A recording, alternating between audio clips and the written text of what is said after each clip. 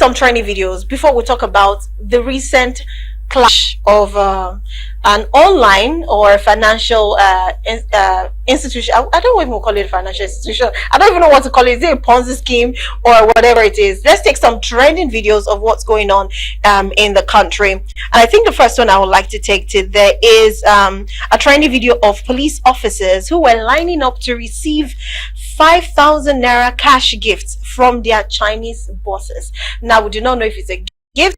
We can't say if it's a bribe, but you could see the smile on their faces, and I think it's as though they did a good job, and so they had to be given that gift. But I think the worries of Nigeria is, do you have to capture it? Does it have to fly on social media? It doesn't give us a good name internationally and also locally. And trust me, it doesn't give respect to our officers, even from Nigerians. So let's quickly go check that training video of police officers receiving cash gifts from their Chinese bosses, and we'll be right back to the studio to analyze. Stay with us.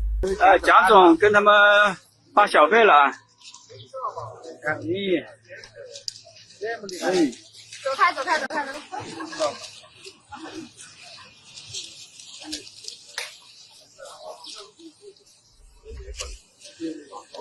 这都是赖拉，都是1000的赖拉给的。蒋夫人，来200赖拉相当于那个1块钱。发钱了。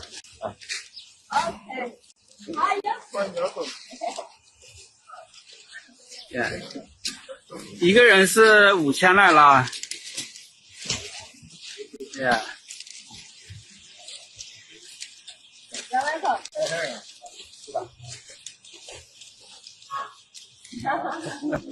看他帅一点吧，多给一张。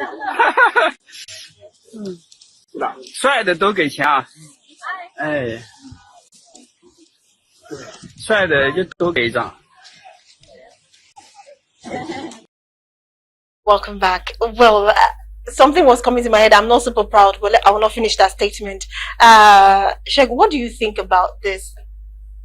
Well, I mean, it's this is Nigeria, and if you've been around long enough, this is really not news. Let's be honest. Yes, because so what happens is you can be allowed to request police of course detail. Of course. Typically, you pay some sort of official money to the police station, and then they deploy these guys to you. And if you want them to be motivated and keep their morale up to do the work that you brought them to do, typically you find that there's some sort of welfare thing that people that they're attached to usually give them. Okay. So because the money is as small as it is, 5,000, I mean, that's what it appeared to be. I think maybe this is what that was. That was. So, of course, there are other questions regarding whether that is right in itself. You know, in a country that is clearly under-policed. True. In a country where the kind of kidnapping, you know, and that's a lot of policemen actually. Many, you know, so we've seen kidnapping incidents, you know, I think it's I saw some videos, gory videos yesterday. I saw another one today of some AZ somewhere in Delta State that was involved with kidnappers. You know, we've got these huge security challenges across the entire country, right? In Abuja, I've got friends that live in Abuja, and they sleep literally with one eye open. They don't sleep. Everybody is concerned. People are now saying, look, arm yourself. Because the state can no longer secure the people. And here we are posting policemen to some Chinese nationals.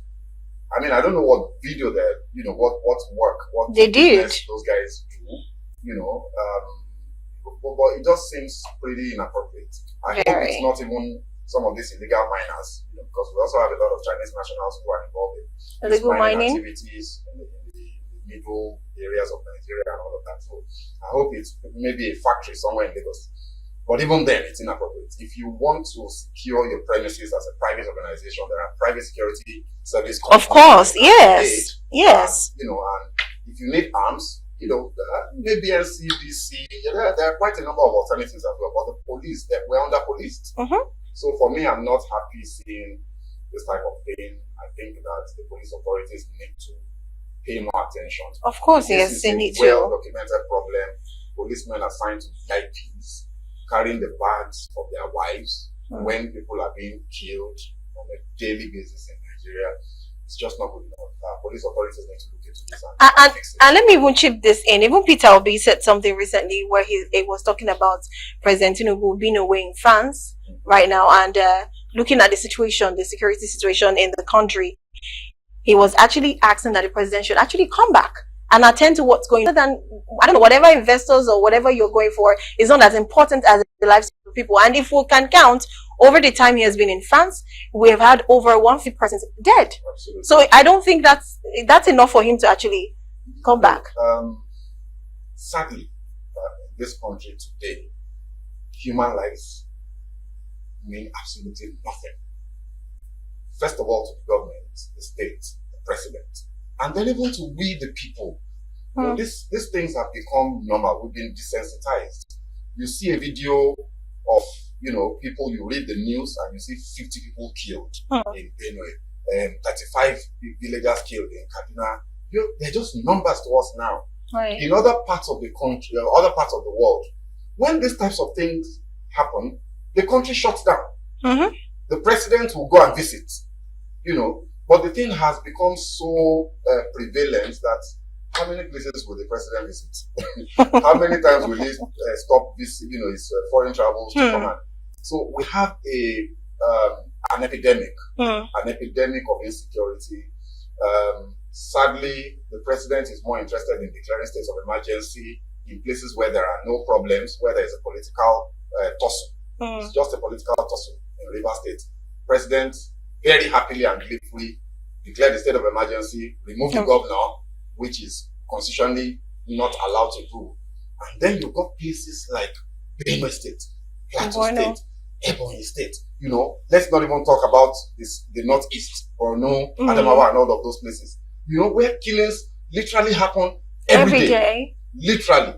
No state of emergency. The president is off in France, probably getting some top-up shots for his health. You know, let's say it as it is. We don't need to deceive ourselves. All the stories about business meetings and then pictures of some Shaguri guy that also lives in Nigeria. So they have to go to France. So the president travels to France. Shaguri travels to France to go and meet each other in France when they could easily have gone to Aso Rock. Are we joking? So I don't know what the president has gone to do, but whatever it is, he clearly does not care about what's happening to Nigerians. And it's important that we continue to let them know that this is not normal, this is not right, and Nigeria can never make progress like this. Foreign investors will not come into Nigeria when you have the security situation as what it is, and when you have policemen collecting 5,000 naira from Chinese nationals instead of protecting citizens. It's all very important. Anyways, reaction to that, we have a message, two messages, but I'm just going to read one. This one says, how can such member of policemen be under one individual, their boss? How? All I know is this is wrong and demeaning our police force. Anyway, that is that. Okay, now let's quickly divert a little bit to the Lagos Deputy Governor, that is Obafemi Hamzat, who lamented about the crazy electricity billing by Discos. Now, I'm just going to read just a statement, maybe two statements. He said that the Deputy Governor of Lagos State, Obafemi, has lamented the crazy billing by electricity distribution companies. He disclosed that his official resident was slammed with a staggering 25 million naira electricity bill for April from 2.7 million in March. Now, a lot of people are reacting like, oh, so if they didn't slam you this electricity bill, you won't actually know that the masses, the people are suffering the same thing and you are complaining. What's your reaction to this statement? I mean, the whole story reeks of the fundamentals of the Nigerian society. This is the Deputy Governor of Lagos State. And he has no problem stating publicly that he spends 2.9, let's even leave the 25 million, 2.9 million naira per month. Per month. On electricity. That's too much. Official residence. Does he have a factory there? Is he smelting iron? Does he have an iron melting facility in his house? What's he doing with 2.9 million, even under Bande? How can he be spending 2.9 million of public funds? 2.9 million right up to 3 million. Multiply that by 12, it's 36 million per year. That's on indicating. electricity alone by a public official. this is where our money is going instead of developing Nigerians. Now, for goodness sake, ramp that up to 25 million. Multiply that by 10. By 10? 250, No. 250 million. Add another 50. That's 300 million naira if this continues in a year on electricity for one person in his official residence. I mean, come on. And that the governor did not see that it was inappropriate to even come forward with those types with that kind of is just sad. You know, our public officials are they live in a completely different universe. They live in a different reality from the ordinary Nigerian. He just doesn't understand that those numbers are outrageous. Outrageous, very. You know? And then to speak to the issue itself, the rich also cry. So it's good. I'm happy. I'm delighted, and I encourage, you know, whichever disco is on that, to slam him with further crazy bills. So that will mean him spending more of our money. Yeah, it's okay. They are going to spend it anyway. So, but because they don't know.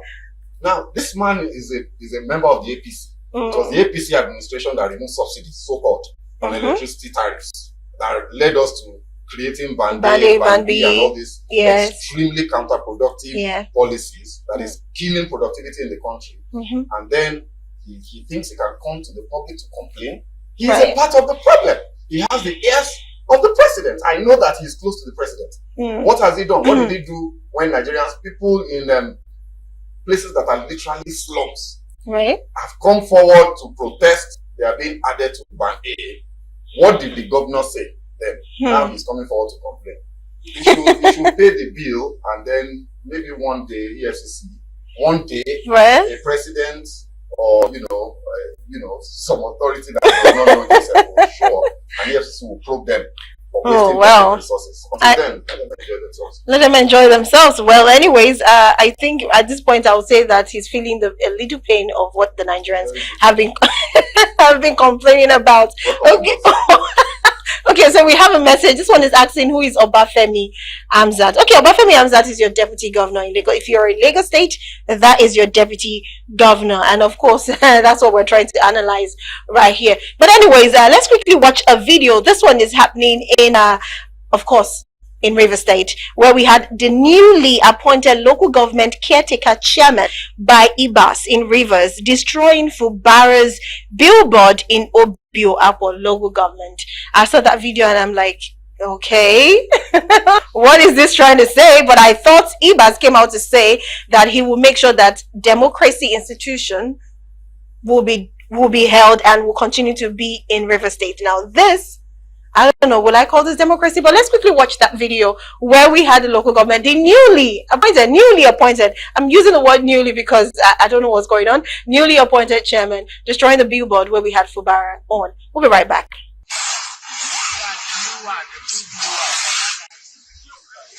This is a major. Hey,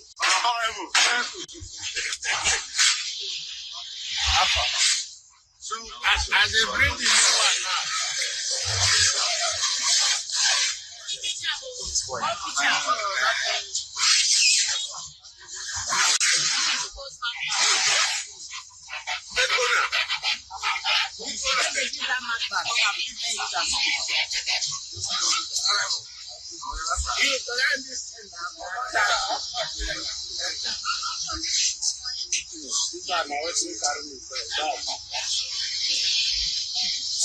Ciara, come on,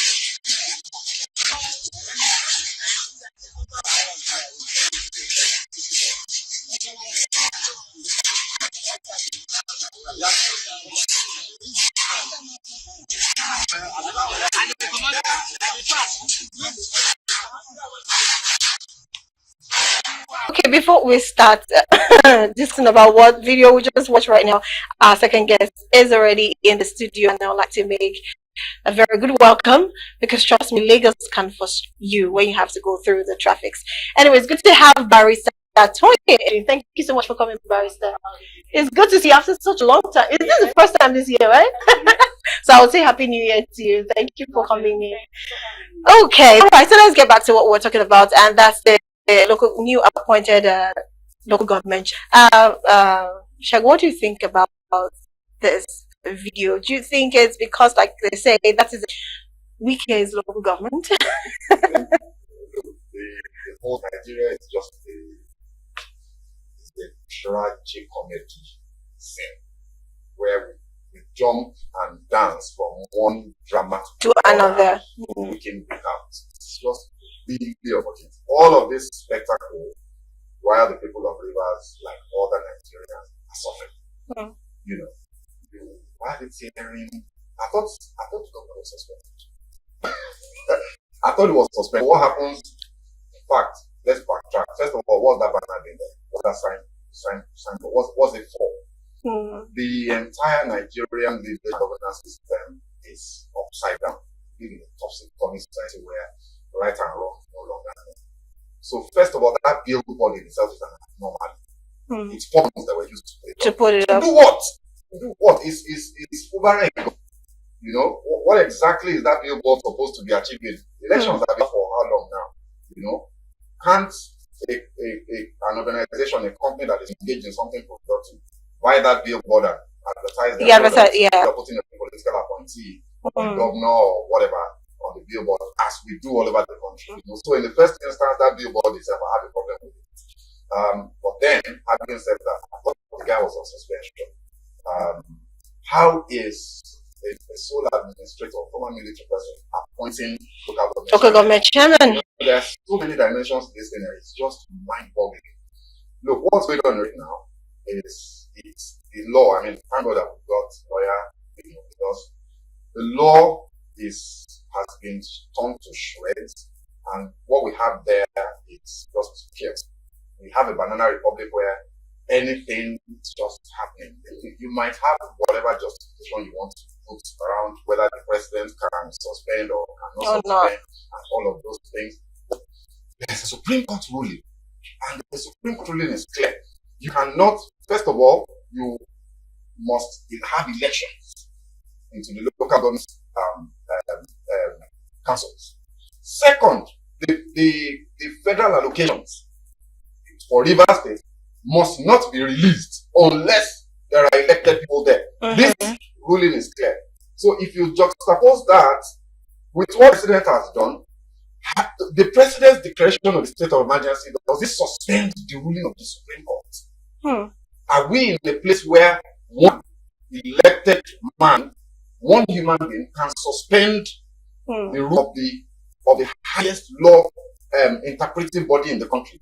The last place where we can go, application of the law, without which we are descending into pure chaos. Because, you know, if you don't think that you will get the right decisions from the Supreme Court, people will dissent in themselves.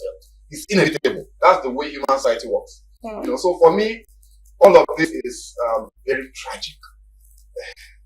The president is somewhere in France doing whatever it is that he's doing.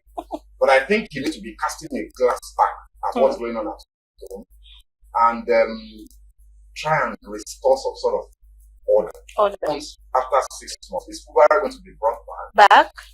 The insecurity that the state of emergency was declared over. Where is it? Where is it? Where are the people that are fighting? Or is it because the sole administrator was appointed that insecurity did not arise? What actions did we take?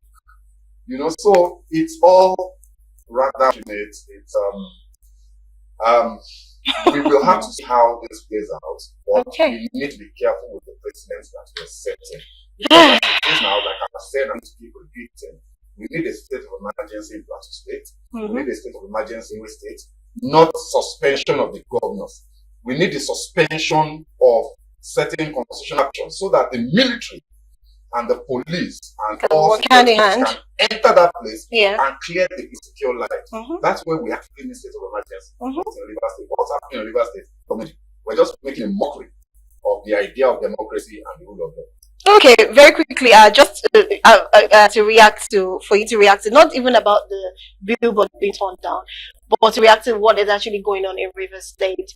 Do you think at this point, this should be going on? Based on what, like you said, when it comes to allocation of funds, even the suspension of the governor, what does the law say about all of that? Well, thank you so much. I came in the Video, yeah. Was playing. So, but judging from what he said, I have an idea of what the question you asked. I have an idea. You see, declaring a state of emergency should be the last resort in any democratically elected government because it brings with it a lot of issues, constitutional issues. And this is what is playing out in Rivers State. The sole administrator has the power to appoint, remove elected officer and appoint New ones. So I'm a student of law. I practice law. I would say that the school administration has acted ultramarine, whatever power have they given to him by the presidency. And I know the NBA, which I am a part of, is trying against the declaration of the state of emergency in Rivers State. Okay. And that's because we as lawyers, we know the implications. Just like the last speaker said, what the government should have done was not the suspension of the governor, not the suspension of certain constitutional protection to allow, if there was a need, allow the military to, exercise its power. But reflecting back now, we are looking at Rivers State. What happened that led to the state of emergency? Okay. Remains a very big question. And the only thing that can answer it is the presidency. Well, that being said, I don't know, our time is already, we need to take this topic. Well, for everyone who has actually been on the show, a lot of persons, except maybe one or two of our guests, even legal professionals like yourself, have actually said there is no for the state of emergency. That's like the last resort. And even for the suspension of the governor was very unneeded, actually, at that point.